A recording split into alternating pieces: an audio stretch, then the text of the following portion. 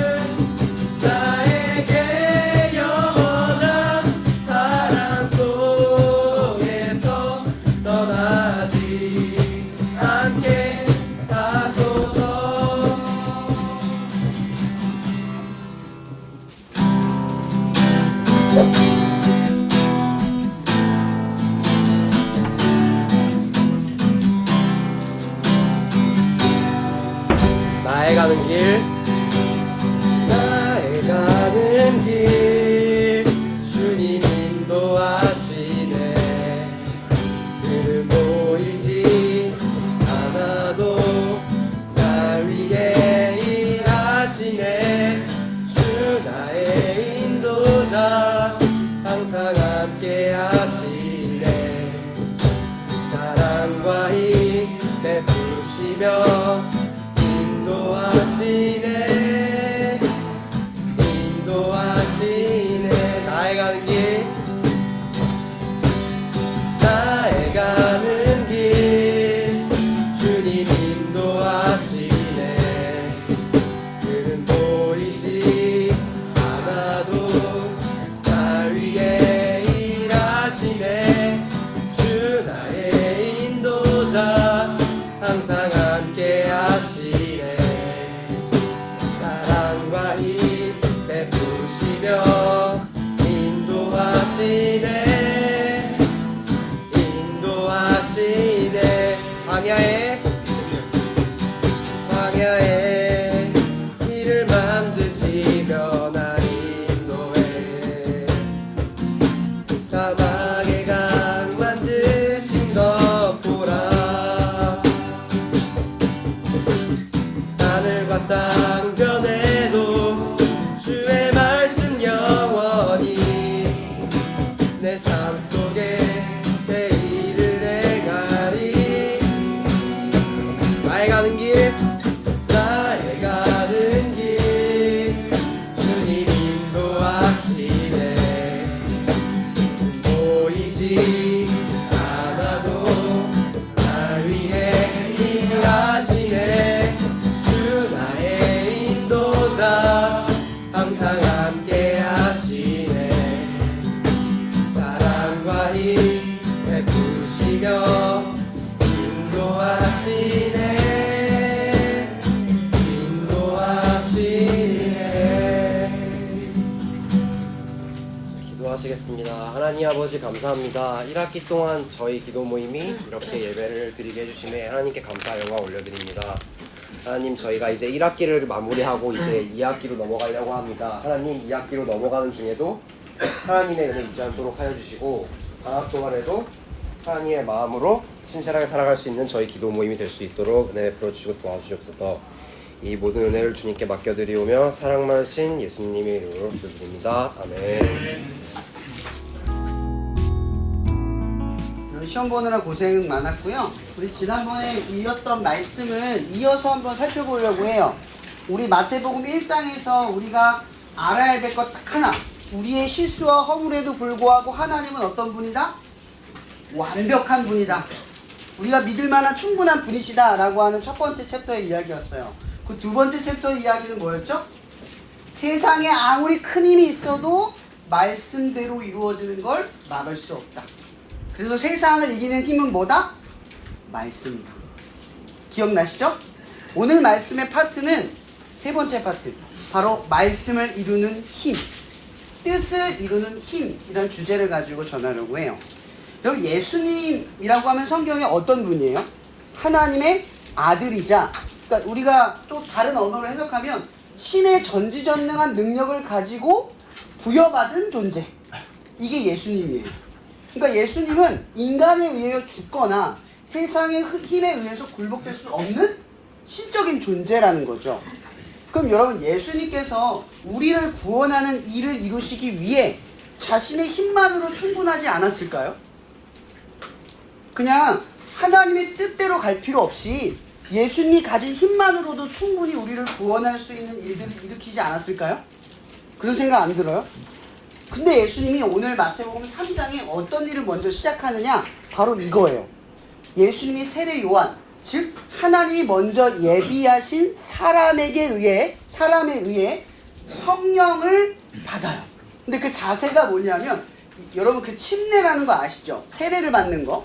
그 세례라고 하는 기독교적인 행사가 있어요. 이거 뭐냐면 물에다가 자기 몸을 담그는 거예요. 근데 그 담그는 예식을 어떻게 하냐면, 그걸 직전하는 사람이 머리에 손을 대고 그 사람을 물에 잠궈요. 이게 뭐냐면 죽었다 다시 살아났다, 새롭게 거듭나게 태어났다, 이 뜻이에요. 이제 하나님의 자녀로 살아가겠다, 이런 생일이, 이 1일이 생기는 거죠. 저는 4월 1일이 세례날이에요. 4월 1일이 제 새로 태어난 일이라고 생각을 하는 거죠. 공교롭게도 4월 3일 또 제 생일이에요. 저한테는 또 4월이 되게 의미 있는 한 달이 되죠.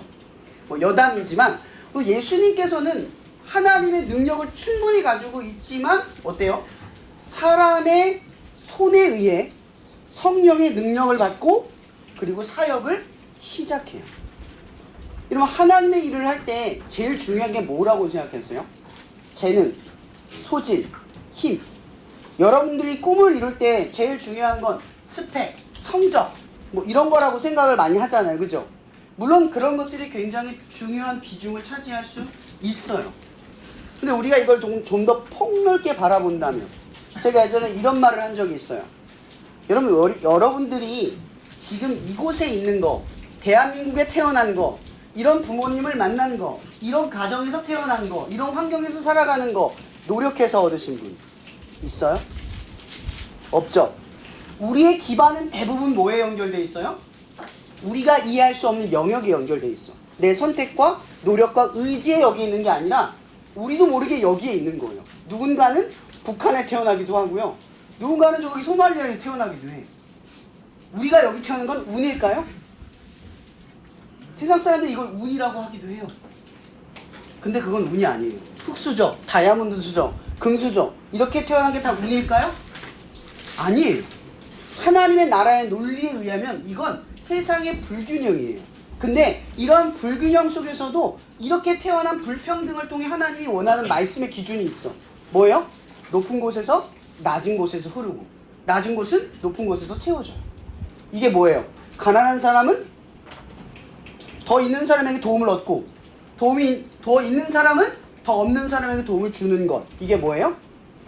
하나님의 나라라는 거죠. 말씀의 기준이라는 거예요. 그러니까 이렇게 세상을 만든 건 우리의 탓이지만 이걸 흘러가게 만드는 게 뭐예요? 말씀이라는 거예요. 오늘 예수님께서는요, 능력과 힘이 있었지만 사람의 손에 의해, 여러분, 예수님이 인간을 지었단 말이에요. 세상을 지으신 분이란 말이에요. 근데 피조물이 이 창조주 머리 위에 손을 대고 성령을 부어요. 근데 이게 누구의 뜻이래요? 하나님의 뜻이야. 세례 요한을 예비한 것이 하나님의 뜻이야. 왜냐하면 예수님이 가진 힘은 우리를 위해서 쓰기 위해 존재하는 거니까.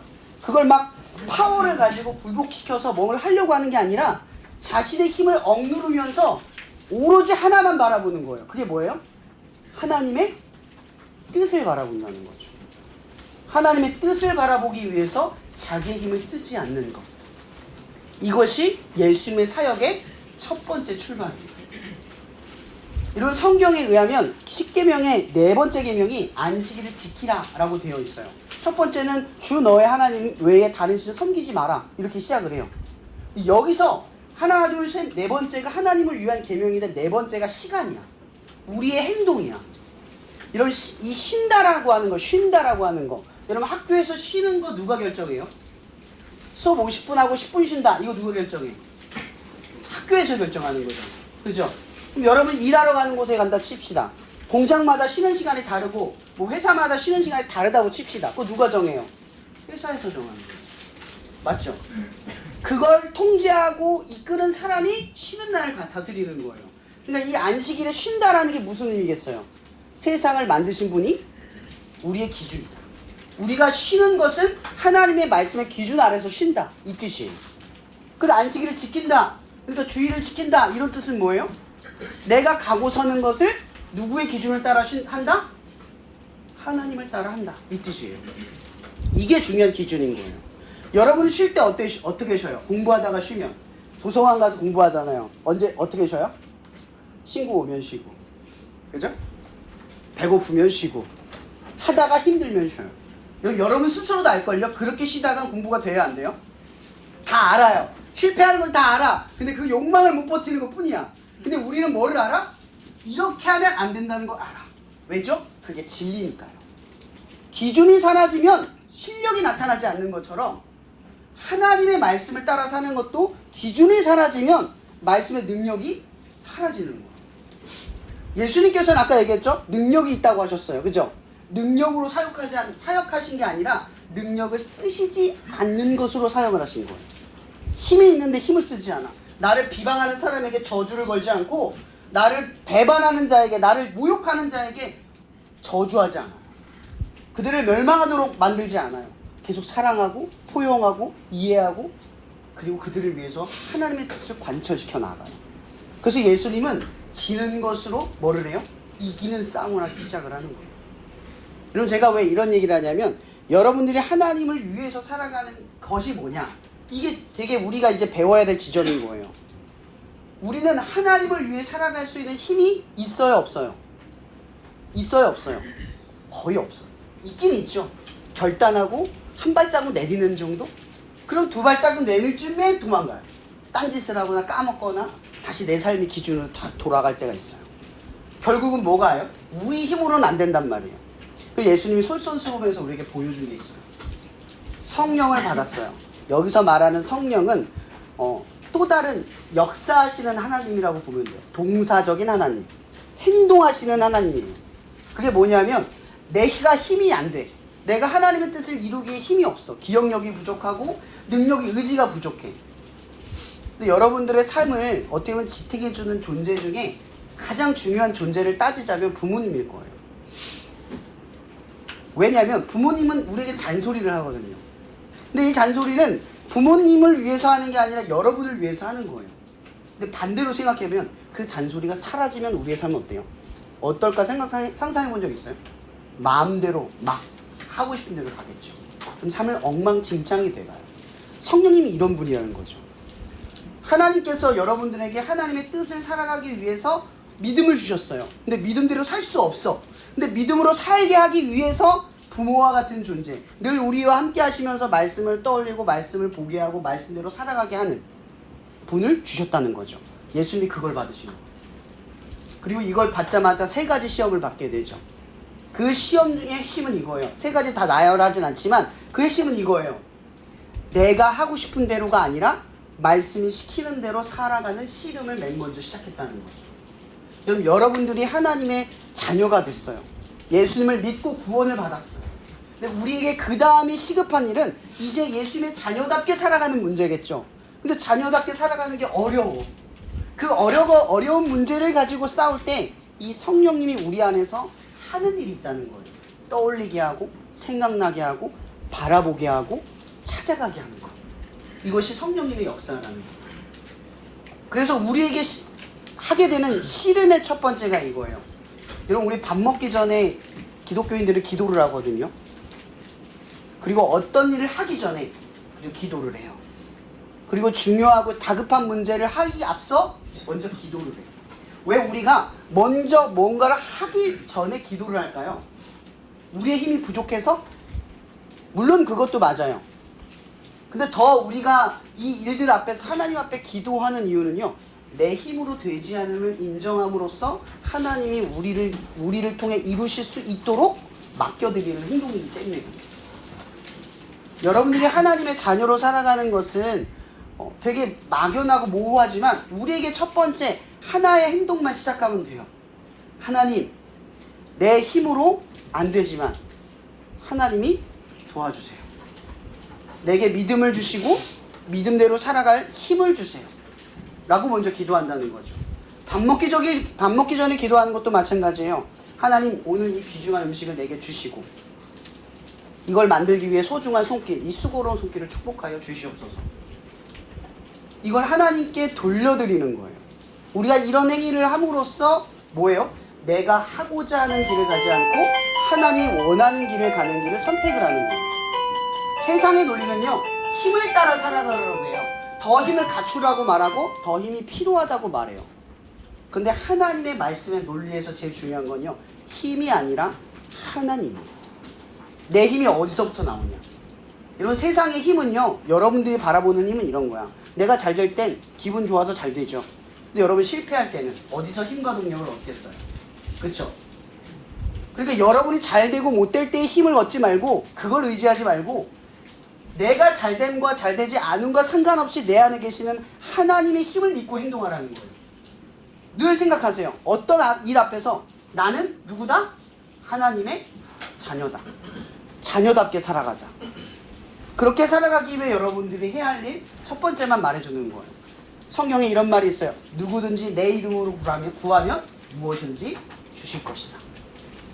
이게 무슨 뜻이냐면 어떤 기도를 하든 끝에 예수님의 이름으로 기도합니다. 아멘. 이것만 해주면 돼요. 여러분의 작은 믿음으로도 힘들고 지칠 때 이 작은 음성에 귀 기울여 역사하시는 성령님이 여러분을 움직여 주시기를 축복합니다. 자, 그냥 기도하고 마칠 건데, 기도하고 마치기 전에 광고 잠깐만 해주세요. 간사님 빨리 나와서 해주세요. 이번 주 기도 모임은 일단 이번 학기는 기도 모임이 오늘로 마무리가 됩니다. 이제 방학들 잘 보내시고, 이제 두 번째는 저희 충주에서 기도 모임 하는 친구들이 모여가지고 주관하는 바라크 집회가 있습니다. 8월 3일 여기 앞에 있는 충일교회에서 7시에 하니까 이제 다 같이 많이 와가지고 찬양하고 예배드렸으면 좋겠습니다. 감사합니다. 교회에 혹시 기도 모임에 관심 있는 친구들이 있으면 같이 데려오면 좋을 것 같아요. 기도하고 마칠게요.